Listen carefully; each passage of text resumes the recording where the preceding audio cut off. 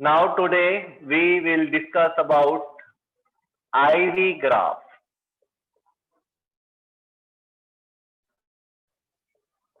IV याद करेंगे, ठीक है, रेसिप्रोकल करते हुए उल्टा ग्राफ पढ़ेंगे थोड़ा, क्योंकि देखिए अभी तक आपने VI ग्राफ पढ़ा है, बोर्ड में VI ग्राफ के ऊपर ही क्वेश्चन आते हैं, उसकी टेबल बना के दे देंगे, ग्राफ बनाकर दे देंगे, स्ट्रेट इंक्लाइन लाइन ग्राफ बना देंगे, है ना, V directly proportional to I के लिए।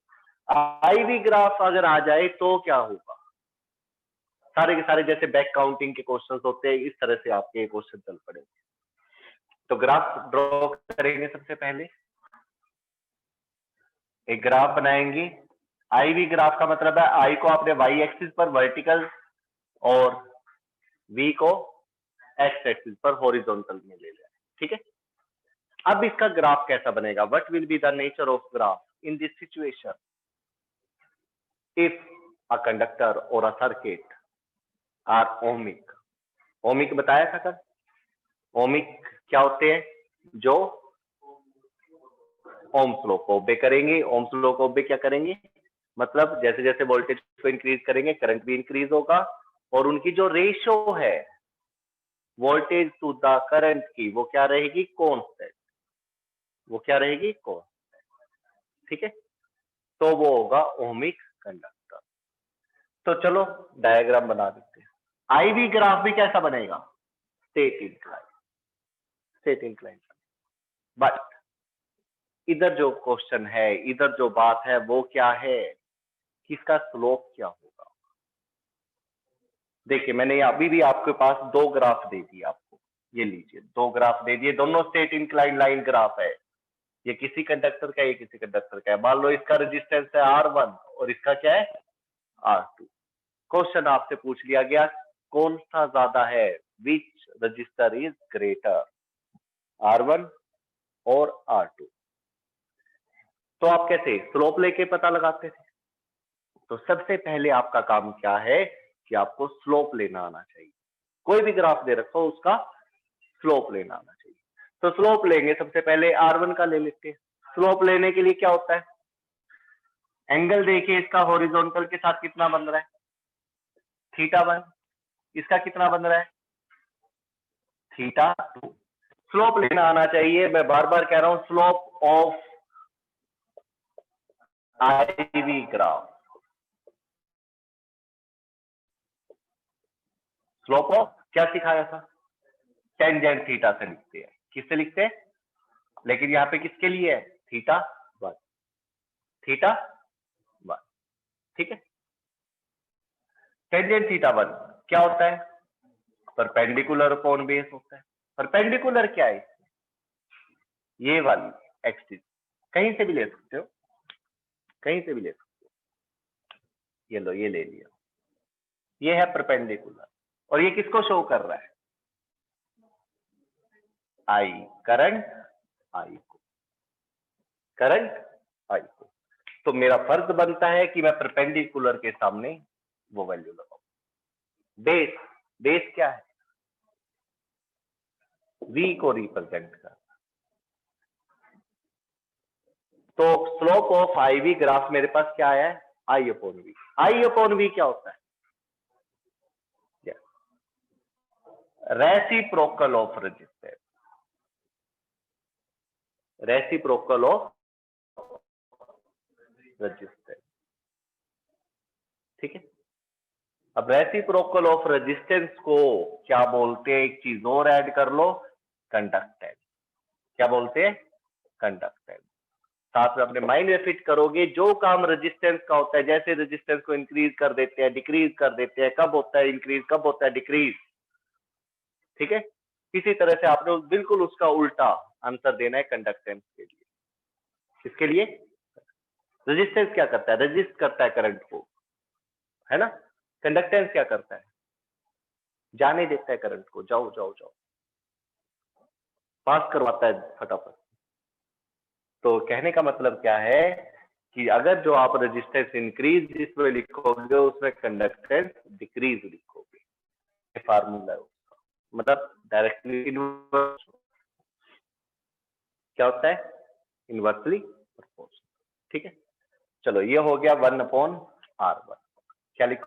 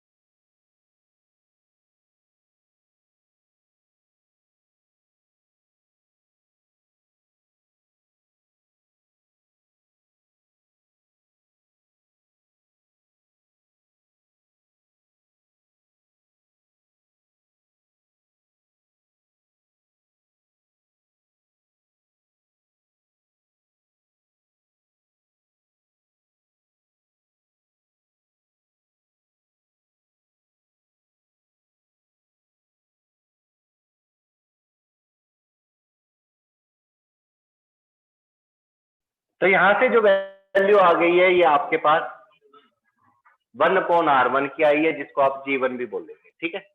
ओके, इसी तरह से आप slope of IV graph second के लिए निकालेंगे। ये फर्स्ट के लिए निकाल दिया, आप सेकंड के लिए निकाल लेंगे। Slope of IV graph, slope of IV graph कैसे?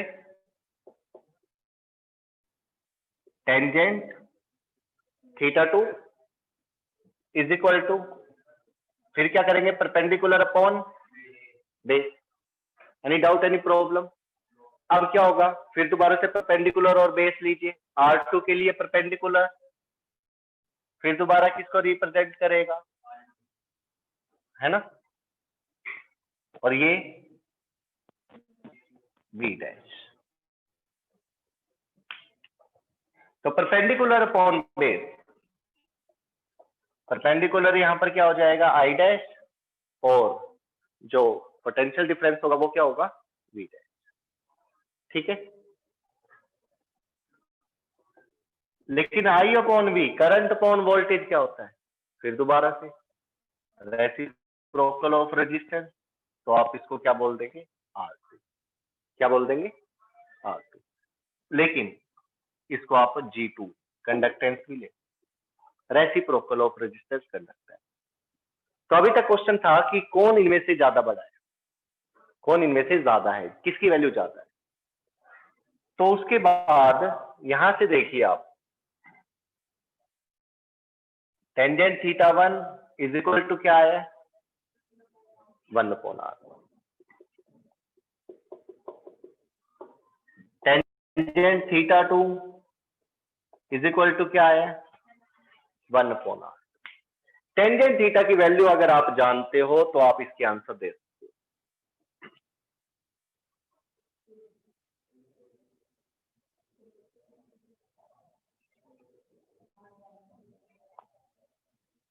टेंजेंट 0 डिग्री किसके इक्वल होता है? 0। टेंजेंट 30 किसके इक्वल होता है? 1/√3। Tangent 45 1। Tangent 60 √3। Tangent 90 infinity, not 0। 0 तो ये होता है, ये तो बहुत ज्यादा वैल्यू, नॉट डिफाइंड। क्या देखा आपने इसमें कि जैसे जैसे एंगल की वैल्यू को इंक्रीज कर रही है ना, एंगल थीटा की वैल्यू को जैसे जैसे इंक्रीज कर रहे हैं तो इसकी वैल्यू भी क्या हो जाती है? इंक्रीज होती चली जाती है। तो यहां पर आ जाएंगे, θ1 और θ2 में से ग्रेटर कौन है? देखिए इनइक्वालिटी लगाएंगे, θ1 एंड θ2, ये देख सकते हो आप। θ1 और θ2 में से कौन है ग्रेटर? θ2। तो ये साइन लगा दिया आपने, θ2 इज ग्रेटर देन θ1। और उसके बाद θ1, टेंजेंट θ1 लेस देन क्या होगा? टेंजेंट θ2। और टेंजेंट θ1 की वैल्यू क्या है? 1/R1 लेस देन होगा 1/R2। क्रॉस मल्टीप्लाई कर दीजिए, क्रॉस मल्टीप्लाई करेंगे तो क्या होगा, R2 लेस हो जाएगा R1। तो this will be the answer. जो रेजिस्टेंस R2 है वो लेस देन होगा किससे, R1 से, भले ही इसका स्लोप ज्यादा हो। क्यों हुआ ऐसा? कल तो जिसका स्लोप ज्यादा था उसका रेजिस्टेंस ज्यादा था, बट आज जिसका स्लोप ज्यादा है उसका रेजिस्टेंस कम क्यों हुआ? क्या रीजन है इसका? रेसिप्रोकल रेजिस्टेंस, ठीक है, और कुछ? कंडक्टेंस की बात तो अभी हुई नहीं है, अभी करनी है वो, अभी तो सिर्फ बताया गया reciprocal of resistance is called conductance. लेकिन ऐसा क्या हुआ आज के आर्टिकल में कि जो स्लोप है जिसका ज्यादा है उसका रेजिस्टेंस कम बोल दिया गया है, कम आ गया वो। कल तो नहीं आ रहा था, कल तो ये वाला रेजिस्टेंस ज्यादा था, ये वाला कम था। आज ये कम हो गया और ये ज्यादा हो गया, क्योंकि कल वाले केस में कौन सा ग्राफ था वो, वी आई, और ये कौन सा है, आई वी। जो उसका परपेंडिकुलर था आज इसका बेस बन चुका है, जो इसका बेस है वो उसका परपेंडिकुलर बन चुका है। कल आपने यहाँ पर आई की जगह पर वी लिया था और वी की जगह पर आई लिया था, लेकिन आज क्या है, आज यहाँ पर आई और यहाँ पर वी आ गया, जिसकी वजह से आपका स्लोप की वैल्यू परपेंडिकुलर और बेस की रेशो बदल चुकी है, जिसकी वजह से आपके आंसर बदल चुके हैं, पलट गई है।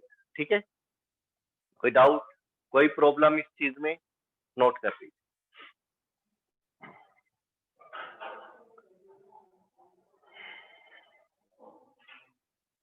अब किसी भी ग्राफ का स्लोप ले सकते हो, कम ज्यादा सब पता लग जाएगा। चलो इसी में अब एक हल्का सा क्वेश्चन,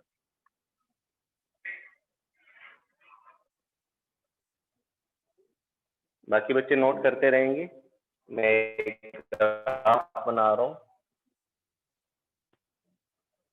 इस तरह का ग्राफ बना दिया मैंने।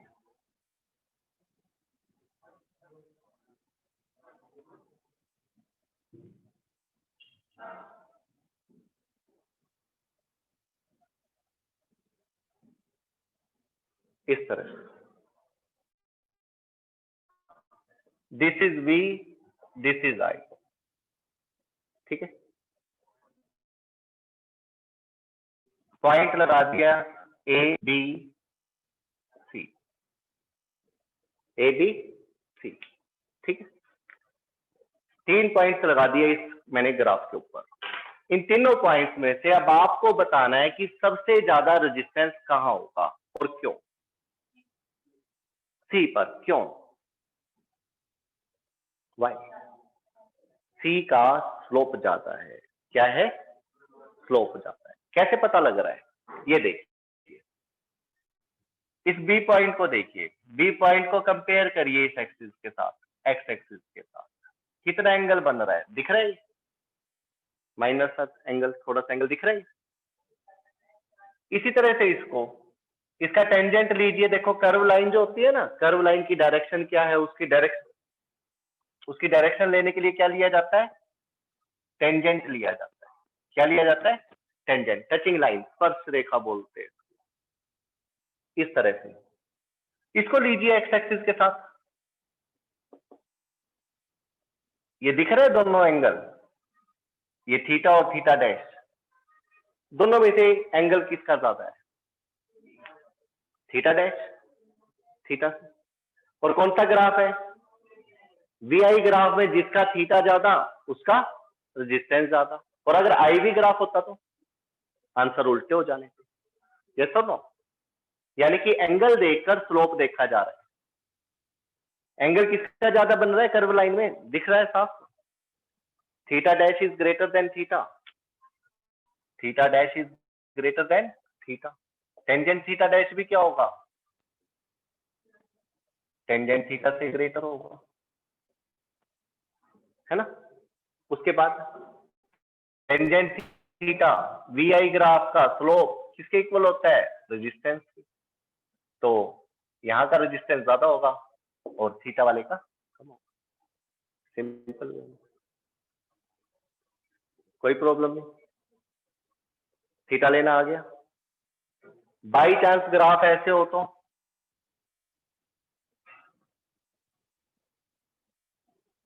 चलो ऐसे ही ले लो,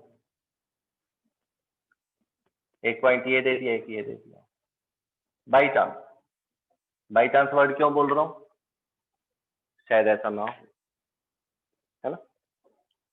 अब बताइए ए और बी में से किसका रेजिस्टेंस ज्यादा होगा, ए का। क्यों, एंगल देखिए इसका भी, अपने आप माइंड में बनाइए एंगल को। ये देखिए इसकी टेंजेंट इस तरफ, ये एक्स एक्सिस, इसकी टेंजेंट इस तरफ और ये एक्स एक्सिस। ये एंगल कितना होगा, थीटा, ये थीटा डैश। तो आप देख सकते हो इस बार थीटा किसका ज्यादा है, दिख रहा है। तो एंगल लेने का तरीका क्या है, टेंजेंट लेकर जिसके साथ भी लेना ले सकते हो। जहां एंगल लेने आ गए स्लोप लेना आ जाएगा, स्लोप लेना आ गया तो रेजिस्टेंस लेना आ जाएगा। अब बात आ जाती है कंडक्टेंस की। यही सारे क्वेश्चन कंडक्टेंस में तब्दील हो जाते हैं, चेंज हो जाते हैं। जरूरी नहीं आपसे रेजिस्टेंस से पूछा जाए, और जरूरी नहीं आपसे कंडक्टेंस से पूछा जाए, टेम्परेचर भी पूछा जा सकता है। 3 टाइप के क्वेश्चन बनाएंगे, रेजिस्टेंस, कंडक्टेंस और टेम्परेचर। चलो अब इसी ग्राफ को, आते हैं ये सभी क्वेश्चन आपको, थोड़ा बहुत आपने है ना छोटी क्लासेस में सब कुछ पढ़ रखा है। आपको पता है जिस भी वायर में से करंट को पास करते हैं तो वो गर्म हो जाती है, पता है कि नहीं पता है। और ज्यादा करंट पास करेंगे तो ज्यादा गर्म होगी या कम, ज्यादा ही होगी। 2 वायर आपके पास, एक ये वायर है एक ये वायर है, इसमें से भी करंट पास हो रहा है, इसमें से भी हो रहा है, दोनों में से, ठीक है। एक में से ज्यादा करंट पास कर दिया, एक में से कम कर दिया। ज्यादा गर्म कौन सी होगी, ऊपर वाली होगी, कम नीचे वाली होगी। Joules law of heating effect, you know very well. यहां पर बात आ जाती है। अब ये देखिए 2 ग्राफ बना दिए, T1 और T2 कह दिया। VI ग्राफ है, पूछ लिया आपसे, बताइए दोनों में से ज्यादा टेम्परेचर किसका, क्या आंसर आएगा। T2 is greater than T1। कैसे, क्यों, क्या लॉजिक लगा दिया इसमें,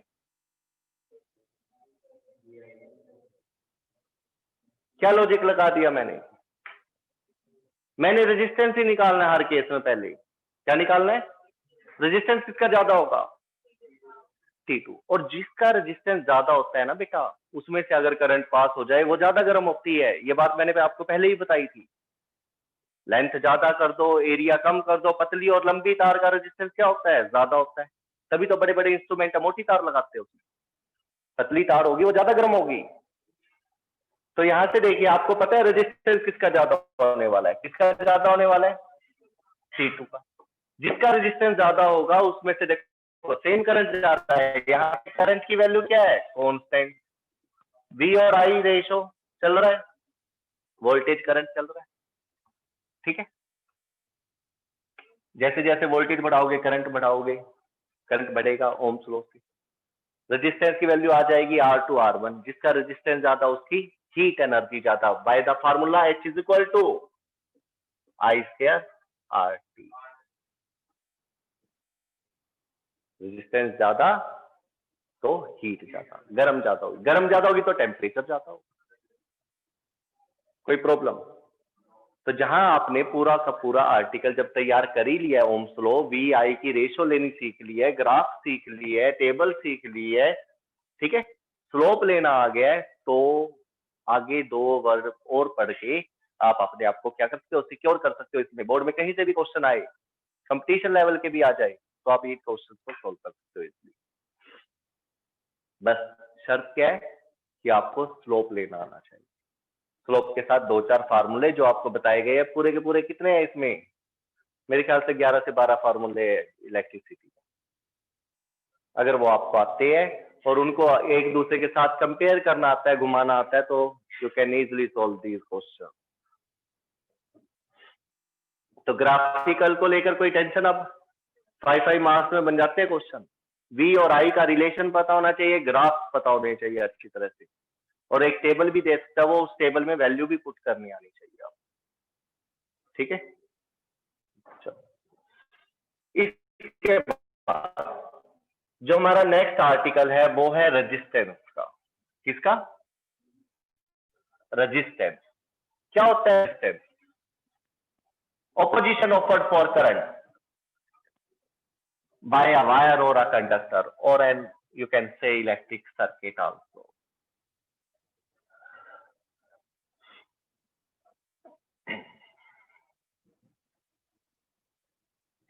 रेजिस्टेंस अपनी भाषा में करंट का दुश्मन। जैसे फ्रिक्शन बॉडी को चलने नहीं देता, रोकने की कोशिश करता है। आप ऐसे चलोगे तो फ्रिक्शन ऐसे लगेगा, ऐसे चलोगे तो ऐसे लगेगा, लगता है ना सरफेस ऑफ कॉन्टेक्ट की।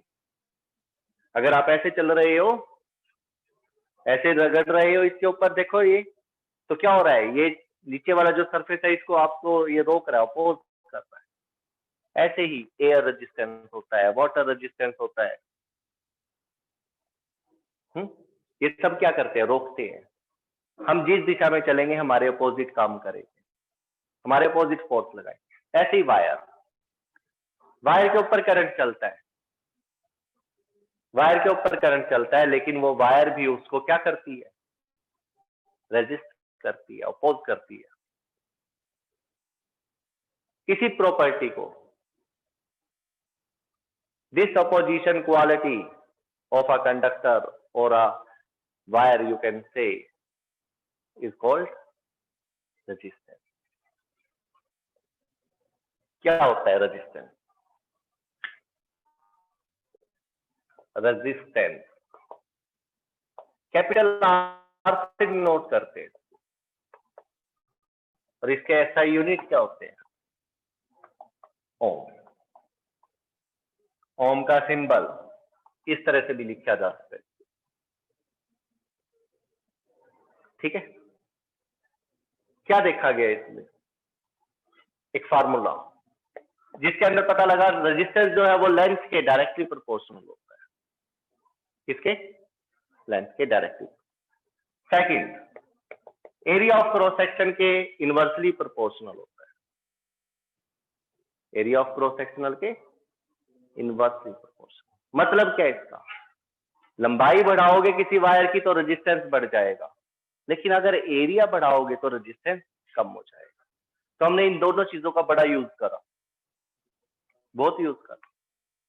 जहां पर हम लंबाई बढ़ाकर रेजिस्टेंस को बढ़ाना चाहते थे वहां पर हमने लंबाई बढ़ाकर रेजिस्टेंस बढ़ाया, लेकिन जहां पर हम हेल्पलेस हो गए कि हम लंबाई को कम ज्यादा नहीं कर सकते, वहां पे हमने एरिया को लेकर वर्क करा।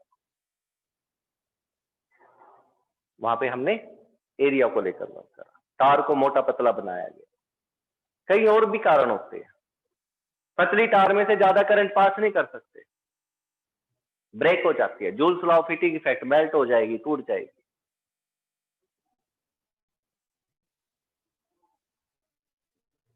तो इसका जो आर्टिकल आपके सामने लिखा हुआ है, सबसे पहली बात दो, length and area of protection, किसके डायरेक्टली या किसके इनवर्सली ये पता होना चाहिए। और तीसरी चीज आ रही है आपके सामने, वो क्या है? देखिए, आप इसको ऐसे भी लिख सकते हो, R is equal to rho L upon A. इन तीनों फैक्टर को आप पढ़ेंगे अब अलग अलग से। लेंथ को इंक्रीज करोगे, रेजिस्टेंस भी इंक्रीज हो जाएगी, ठीक है।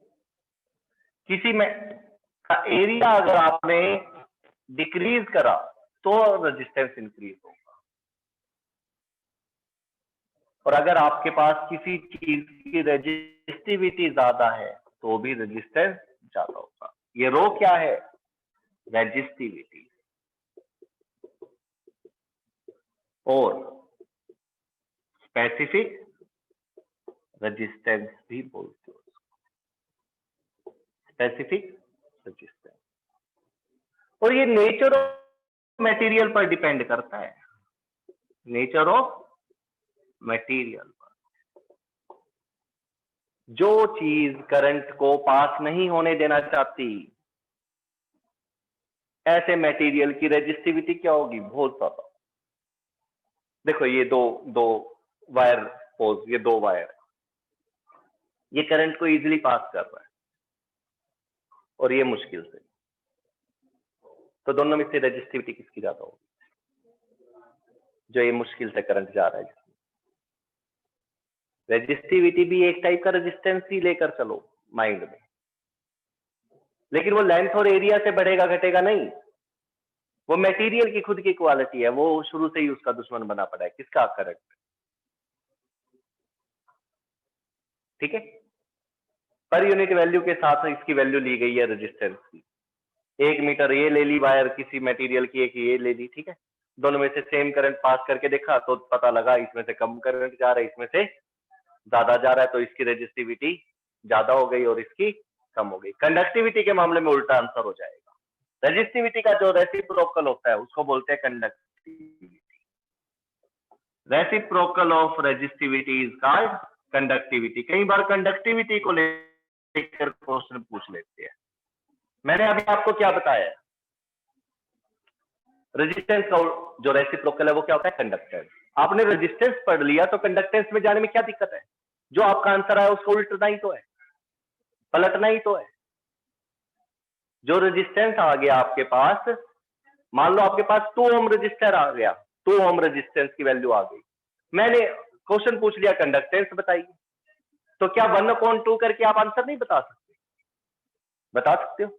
इसी तरह से रेजिस्टिविटी निकाल लोगे आप, फार्मूला आपके सामने। लेकिन अगर क्वेश्चन आ जाए कि कंडक्टिविटी बताइए, तो क्या आप उस रेजिस्टिविटी को उल्टा करके आंसर नहीं दे सकते? सिर्फ एक स्टेप की बात है, आर्टिकल आपके सामने हो जाता है। तो यहां पर भी कंडक्टिविटी क्या होगी? रेजिस्टिविटी का रेसिप्रोकल। लेकिन जो ये 3 पॉइंट आपके सामने मेंशन करे हुए हैं, लेंथ, एरिया और रेजिस्टिविटी, इसके साथ एक चीज और लगा लीजिए, टेम्परेचर। अगर टेम्परेचर भी बढ़ाओगे किसी चीज का तो रेजिस्टेंस बढ़ेगा। कल के आर्टिकल में भी बताया था, थर्मल एक्सपेंशन बोलते हैं इसको। अगर आपने किसी भी वायर का टेम्परेचर इंक्रीज करा तो उसकी लंबाई बढ़ जाएगी, एक तरह से स्ट्रेचिंग हो जाएगी। और अगर उसकी लंबाई बढ़ेगी तो वॉल्यूम क्या कहता है? जितना मटेरियल पहले था उतना ही रहेगा, ये कहता है ना। अगर आपने इसकी लंबाई बढ़ा दी तो एरिया पे क्या फर्क पड़ेगा? कम हो जाएगा। आपको पता है अच्छी तरह से, ये वायर है, अगर आप इसको खींच के लंबा करोगे या गर्म करके लंबा करोगे तो क्या होएगा? ये पतली हो जाएगी। पतली का मतलब एरिया कम हो जाएगा, थिन हो जाएगी। पहले थिक थी, लेंथ एल डैश इंक्रीज हो जाएगी, इंक्रीज होगी लेंथ। लेंथ के इंक्रीज होने से और एरिया के डिक्रीज होने से क्या होता है? लेंथ के इंक्रीज होने से, एरिया के डिक्रीज होने से क्या होता है? रेजिस्टेंस हाई होता है। और रेजिस्टेंस हाई होगा तो क्या होगा? इसमें से करंट पास करेंगे तो ये गर्म हो जाएगी। आए समझ में आपको? तो अगर आप इन तीनों चीजों के साथ इसको भी थोड़ा सा ऐड करो, अल्टीमेटली ये फार्मूले में नहीं है, टेम्परेचर नहीं है ना, ये 3 है। ये क्यों नहीं है? क्योंकि इसने भाई साहब ने टेम्परेचर बढ़ा के रेजिस्टेंस नहीं बढ़ाना, इसे टेम्परेचर बढ़ाकर लेंथ को बढ़ाना है और एरिया को कम करना है। तो ये इनडायरेक्टली वे से एक तरह से टेम्परेचर के ऊपर भी क्वेश्चन आता है। ठीक है, अल्टीमेटली ये लेंथ और एरिया को चैलेंज कर रहा है।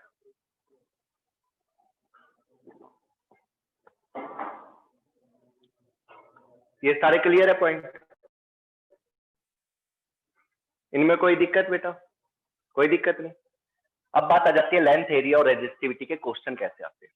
कभी नहीं कहेगा वो आपको, अगर कह दिया तो आपकी अच्छी किस्मत कह लो, इजी क्वेश्चन आ गया आपके साथ।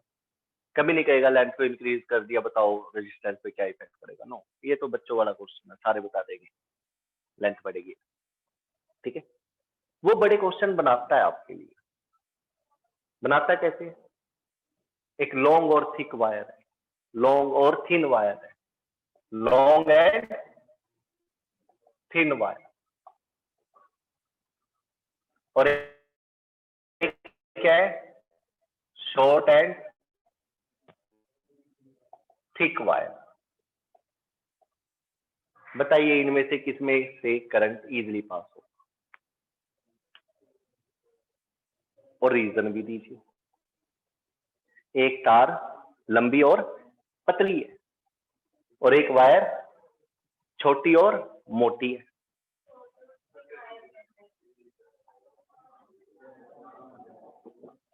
तो बताइए करंट इजीली पास किसमें से होगा और क्यों होगा, रीजन दीजिए।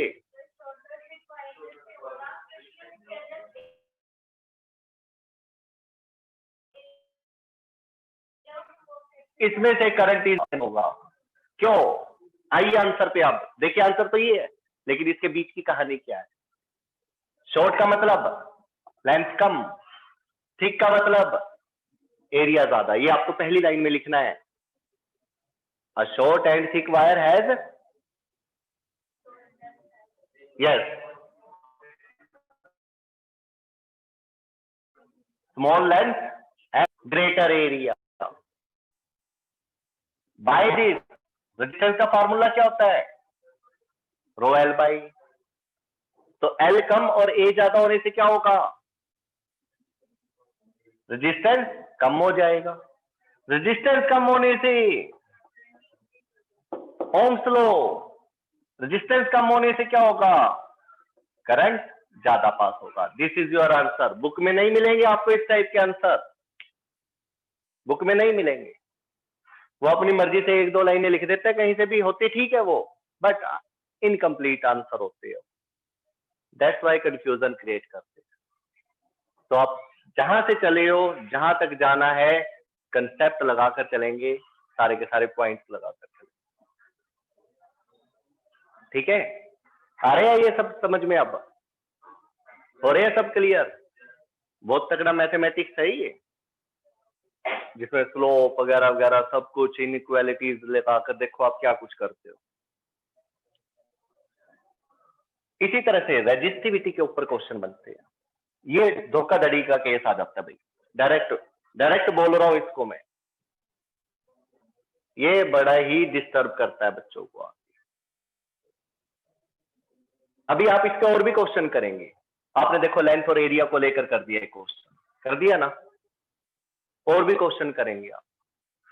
टेम्परेचर बढ़ाएंगे तो रेजिस्टेंस पे क्या इफेक्ट पड़ेगा, बड़े क्वेश्चन पढ़ोगे आप रेजिस्टेंस के लिए। ओम्स लॉ में भी पढ़ा आपने, पढ़ा है ना, स्लोप कम ज्यादा रेजिस्टेंस।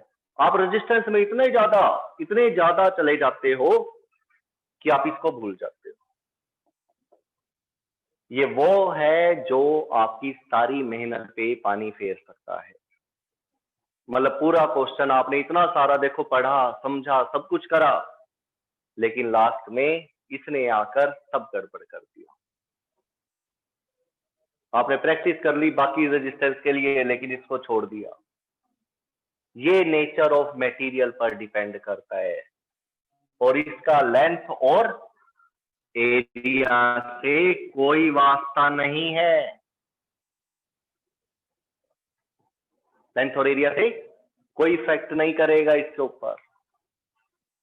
क्वेश्चन क्या देता है, क्वेश्चन में भी वो बड़ा गेम खेलता है आपके साथ। एग्जामिनर 3 मार्क्स में क्वेश्चन दे देगा आपको, 3 मार्क्स में कहेगा कोई वायर है जिसका रेजिस्टेंस, मैं क्वेश्चन आपको ये, एक वायर है जिसका रेजिस्टेंस 20 ओम है। क्या बेटा, 20 ओम। मैंने इसको स्ट्रेच करा, आएंगे ये क्वेश्चन अभी आपके नेक्स्ट लेक्चर में बताएंगे। डबल कर दिया लेंथ को, क्या कर दिया, स्ट्रेच करके। क्या करके, स्ट्रेच करके। तो पूछेगा उसके एरिया पे क्या इफेक्ट पड़ेगा। डिक्रीज नहीं, डिक्रीज तो होगा लेकिन कितना, क्योंकि जब उसे डबल ट्रिपल में आंसर बात बोली है तो आपको भी उसी में आंसर देना है। How much time, A by 2 हो जाएगा। पता है ना, ये volume is equal to volume की प्रॉपर्टी लगा दोगे आप। और उसके बाद क्या गेम खेलता है, what is the effect on it's specific resistance. Specific resistance क्या होगा, डिक्रीज होगा। यहां पे गलती करते हैं हम, स्पेसिफिक रेजिस्टेंस सेम रहेगा, कांस्टेंट रहेगा। यही तो बात बताई जा रही थी। कि आप इनको सॉल्व करने में इतना ज्यादा बिजी हो जाओगे कि आपको रेजिस्टिविटी और स्पेसिफिक रेजिस्टेंस जो कि लेंथ और एरिया पर डिपेंड नहीं करता। अभी बताया गया था और अभी आप चकमा खा गए। सोच कर देखिए, जब बोर्ड का एग्जाम आएंगे तब आपको कौन याद दिलवाएगा ये बात। अभी बताया है कि अभी आप खड्डे में गिरने वाले हो, सामने खड्डा आएगा, उसके बावजूद आपने जंप लगा दी उसके अंदर। तो सोच कर देखिए, इन क्वेश्चंस को गलत करवाएगा ना बोर्ड, तो आप सोल्व करते रह जाओगे, सोल्व करके आंसर निकाल दोगे कि रेजिस्टेंस जो है वो 4 गुना बढ़ जाएगा। आंसर इसका 4 टाइम्स इंक्रीज आएगा अगर रेजिस्टेंस पूछा है तो। लेकिन अगर स्पेसिफिक रेजिस्टेंस पूछा, आपको रेजिस्टेंस रेजिस्टेंस की इतनी आदत पड़ जाएगी कि आप स्पेसिफिक वर्ड को कुछ समझोगे ही नहीं। ठीक है, जिसकी वजह से क्या होगा, आंसर गलत, काटा लग जाएगा डायरेक्ट, सारी मेहनत पानी में चली जाएगी। आया ये क्वेश्चन समझ में? तो नेक्स्ट लेक्चर में आप करेंगे इसके क्वेश्चन, कैसे हम लेंथ को इंक्रीज करेंगे बाय स्ट्रेचिंग और without stretching, keeping area constant, और इसके क्वेश्चंस करेंगे। ठीक है, तो आर्टिकल आपका क्या रहेगा नेक्स्ट, रेजिस्टेंस। क्या रहेगा, resistance. Thank you, have a nice day.